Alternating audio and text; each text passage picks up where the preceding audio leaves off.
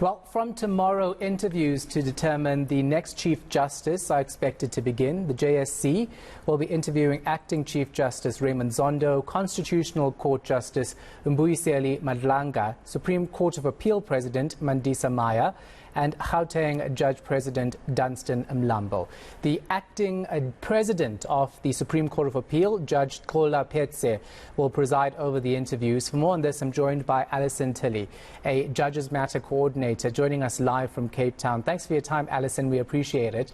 So we've been following this process quite closely, especially from the original list that was downscaled by the president, and he gave the final candidates to the JSC to actually conduct the interviews with.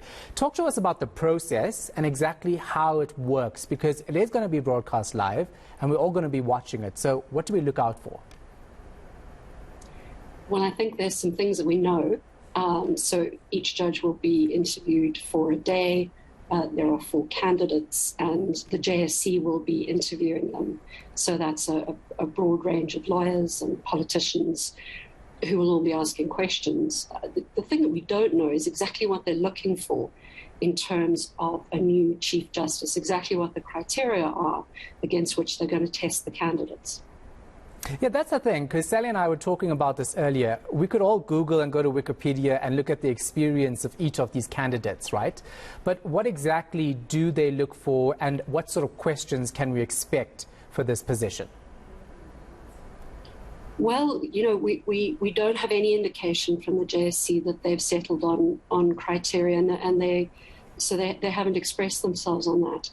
There are some things that I think, you know, they must surely be asking about, you know, the jurisprudential approach of the candidate, their experience, what they have by way of leadership experience. It's a leadership position, but there are things that we don't really know how they're going to factor in. So, for example, are they going to look for a candidate who can be there for a number of years, or are they going to look for a candidate who is only going to have 2 or 3 years in the position? And does age matter at all, especially when it comes to retirement and being close to retirement? It's not quite so much age, it's the position on the Constitutional Court for some of the candidates. So once you've reached the end of your term on the Constitutional Court, you can't sit on that court any longer. You then retire. And there have been some questions about whether we should have judges that are so young retiring. But as the rules stand now, a judge like Justice Madlanga would only, I think, have another 2 or 3 years, I think, before he comes to the end of his term on the Constitutional Court. Yeah. Let's talk about the importance of having our first female Chief Justice. Is that considered at all? Oh, absolutely. I think one of the things that the JSC consistently does is engage with the transformation criteria that are in the Constitution. It's required of them that they do that. And looking for the transformative candidates, the candidates that are going to bring to life the vision of the Constitution, is something that the JSC will be very much tasked with over the next 4 days. And then just in terms of, I know you say you can't tell us what questions are going to be asked because we don't know that just yet, but there's obviously characteristics that they're looking at specifically when it comes to these candidates. What could it be in terms of your history as a judge or justice, etc.? Well, I think the position is one which has so many different facets. Normally, you would expect to see something about the candidate's experience. Almost definitely, they'll be asked that.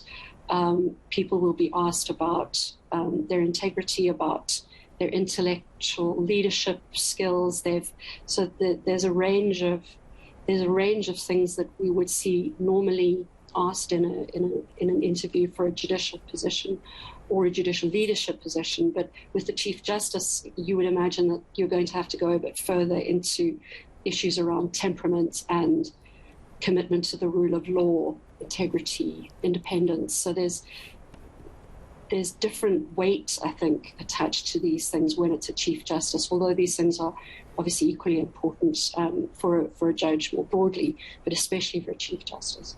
You talk about temperament, and I'm thinking about the former Chief Justice Mogoeng. I mean, he, of course, has been asked to apologize for his comments recently on Israel and Palestine. So just how important is that, and what sort of reflection does a Chief Justice's comments have on South Africa and the Constitution?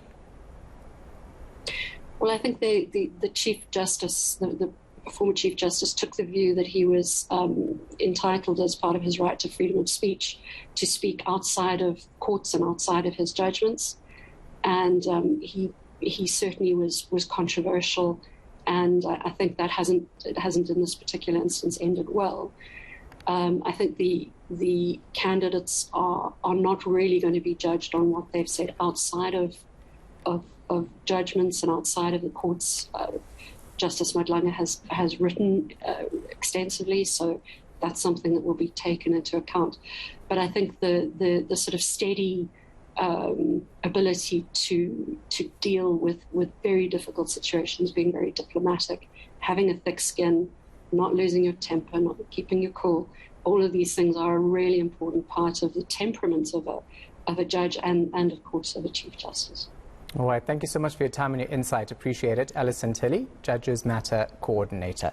Sal, talking about being diplomatic, you have that quality like nobody else. But I'm not thick-skinned. Yeah. I would curl up and under the desk, whimpering in a fetal position if I was trolled too much. And no, I think it's a very tough job. I mean, we've certainly seen, Advocate Raymond Zondo, Deputy Chief Justice rather, displaying a lot of those characteristics through State Capture Commission. A lot of people saying he's got the patience of a saint. So he's certainly he's had the eyeballs. I think we've all watched a lot of that. But I'm looking forward to getting to know the other candidates a bit better through this process, because I'm hearing that they're all top quality candidates, could all do the job really well. It's going to be very interesting to watch. I'll have the patience and get through it, and I'm sure you will as well. I'll bring the popcorn.